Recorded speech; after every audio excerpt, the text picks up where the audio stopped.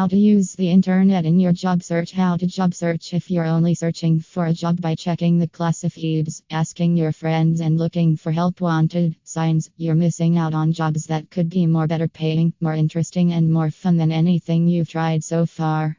Yes, competition is stiff on job websites. Online job searches play by different rules than traditional ones. But with a basic understanding of how to search and apply effectively, you can leap ahead of the competition and land in a job you'll love. So read on to find out how to make online job searching work for you. How does the internet work in a job search? Remember the thrill you felt the first time you reconnected with a long-lost friend on Facebook? You didn't have to scan through dozens of phone books or call up old teachers and classmates. You just typed your friend's name into the search box or got a surprising message in your inbox, and suddenly you were chatting with someone who'd seemed like a distant dream only a few minutes before. This is essentially how the internet works in a job search. Job search engines and custom alerts do most of the boring legwork for you, leaving you to get down to business with potential employers whose job descriptions and salary offers line up with what you're looking for. True, not all employers will respond to your queries, but after all, that's every bit as true in the real world as it is online. And well, it's also true that it takes some know-how to get the most out of job search engines. The amount of time and energy you'll save in the long run is more than worth the time it takes to learn. The process of starting an online job search is actually very simple. The process of getting started is actually very simple. Just select a few job websites that fit your needs. This article will explain how. Run some searches for jobs that interest you, send out applications, and follow up on any offers for interviews. From there on out, the process works almost exactly the same as in a traditional job search, although you may find yourself interviewing over the phone instead of in person. And if a certain interview doesn't work out, you'll have a ready roster of other posted positions. As mentioned in the section above, if you've used Facebook to connect with old friends, you already know how powerful a tool the internet can be. But why is the internet particularly useful for a job search? For quite a few reasons, including the following ones. You'll have access to job postings in all sectors of work, at all levels and pay grades, all over the world. You can search for jobs at any hour of the day or night, on any day of the week, whenever you have time. You'll gain practice with computer skills, which means you'll be beefing up your skill set as you search. Online interactions are lower pressure than face-to-face ones, so it'll be easier to keep your composure. Powerful search tools will help you discover and browse career areas you might never have considered. Once you get used to the process, it's a whole lot easier than a traditional job search. But the strongest argument for taking your job search online is that once you get used to the process, it's a whole lot easier than a traditional job search. All you've got to do is type a few keywords into a job website's search box, and you're presented with pages and pages of jobs related to your specific interests. And once you register an account on a job search site, you can save your searches and run them again with a click of a button, or even set up email alerts to let you know as soon as new openings that match your interests get posted. And all you've got to do is sit back and pick the ones you like. Before you go online, preparation for an online job search doesn't take much, and in fact, it has a lot in common with preparation for a traditional job search. The first thing you'll want to do is make sure you've got your resume up to date and formatted as a Word document, a PDF file, and a plain text document. As you update your resume, take notice of the keywords you're using and jot down some notes of the ones that seem most relevant to the types of jobs you're looking for. These keywords can fall into several categories, each of which forms the answer to your training, your qualifications, and your job titles. For example, are you an air conditioning technician? A chemistry teacher? An administrative assistant? What do you do? What can you do? And what do you want to do? For example, are you an expert in welding? Have you corrected legal documents? Do you like serving as a project manager? What fields interest you, and which subfields particularly catch your interest? For example, are you just interested in healthcare in general, or in medical equipment sales? Are you only passionate about nonprofit public relations, or can you see yourself working in PR for other types of organizations as well?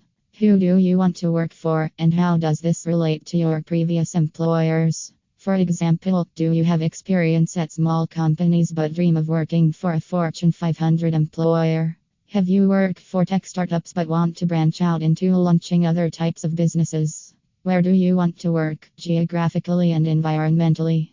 Are you limited to the East Coast or specifically to the state of Maryland? Are you a city person or are you open to rural work? Do you need a stable living situation or can you travel freely?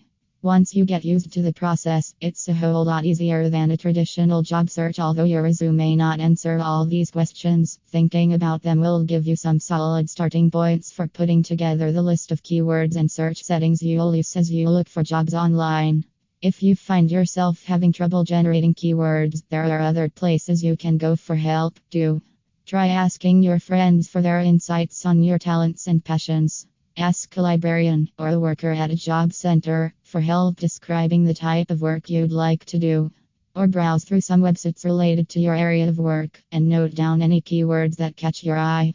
Before long, you'll have a ready supply of terms to use when you start searching for jobs. Selecting the right sites. The internet abounds with job websites of all shapes and sizes, and the sites that your friends, family, and the staff at the career center use and love may not be the best ones for you.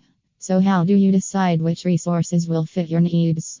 Try asking yourself the questions below as you Some scan the sites site. offer only job listings, while others also offer networking opportunities, discussion groups, articles and newsletters with job search tips, and even lists of trade associations you can contact for more info on certain professions.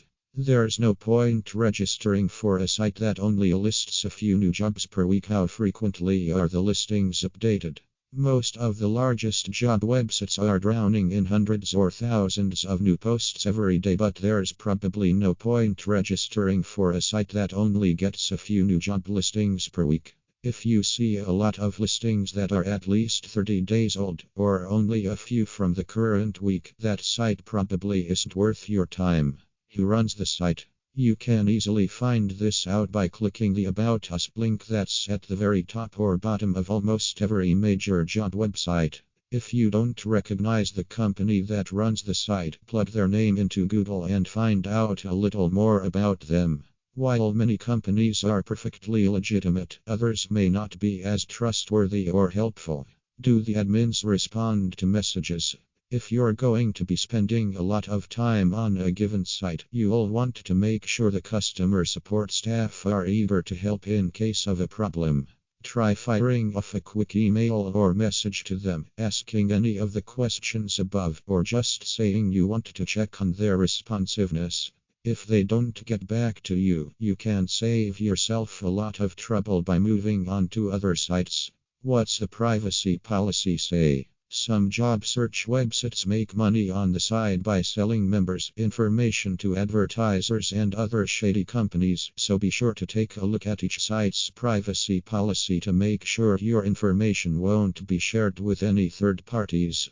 If the policy doesn't guarantee this, there are plenty more sites you can use. Depending on your situation, some of the paid features may be worth your money if there's a fee. Is it worth it? Quite a few job search sites are free for basic use, but some charge a fee for advanced features like networking and high-volume messaging. Depending on your situation, some of the paid features may be worth your money, but never trust a site that charges you or makes you register just to take a peek. Any site that's trustworthy will at least can decide whether a site and its resources meet your needs. Asking friends, family members, colleagues, and even others in your job transition group if you're a member of one will help you create a list of starting points for your search, and it might also cross some sites off your list as others relate problems they've had. So go ahead and exchange ideas with others as you begin your search, but keep in mind that these are just suggestions. If they don't work out, you can always jump on Google, track down some other promising sites, and branch out on your own. Online job search quick start. As useful as the internet is in a job search, it's only one component of the complete job searching strategy. A complete job search includes 4 main activities, and this section will walk you through each one of them. The activities are as follows. 1. Networking. Put out the word that you're in the market for a new job. Don't make an annoyance of yourself, of course, but don't be shy about mentioning it in conversations with friends, family members, former colleagues and classmates, and anyone else you happen to meet. You never know where the next opportunity might come from. Consider joining a professional association as well as a job search support group, even if they don't directly connect you with job opportunities. They'll help guide you in your search. If you don't already have a profile on LinkedIn, set one up and join some discussions related to your field. And seek out discussion groups on other social networking sites like Facebook and Google+. While you're at it, every conversation is an opportunity to learn something useful for your search.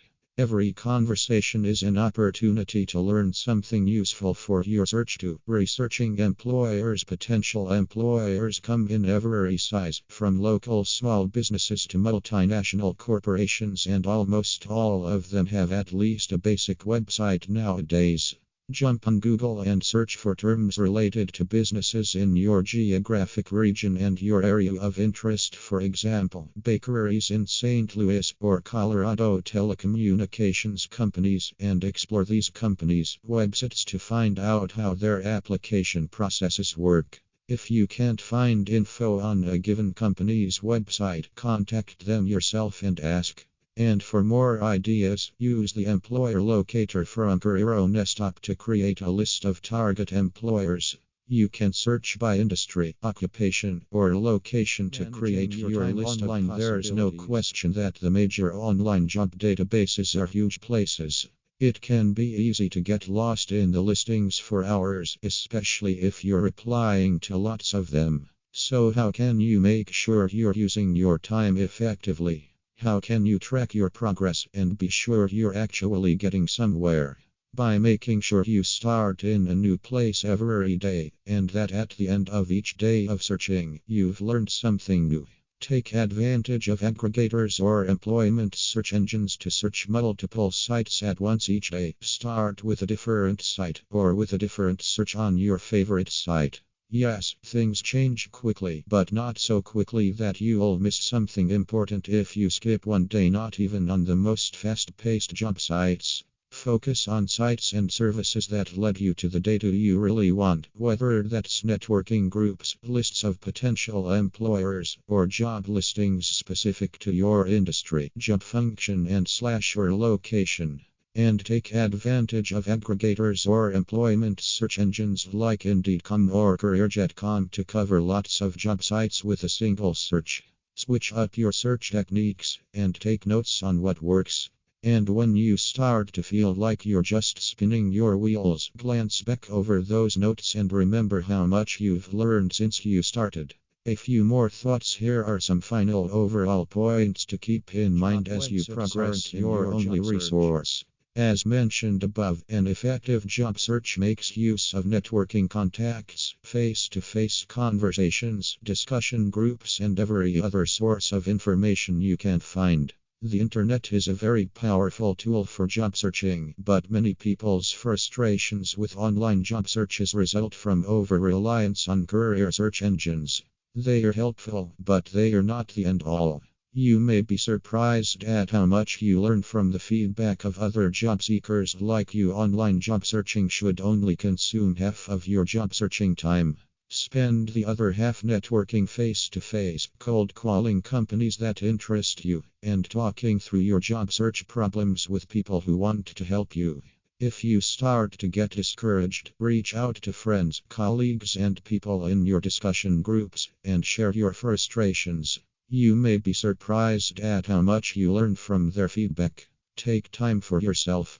One day a week, shut off the computer and spend some time with your family, friends, and yourself. Relax, do some reading, walk outside, play with your dog or scratch your cat, and remind yourself that there's a whole world outside, full of people to talk to and new experiences to discover.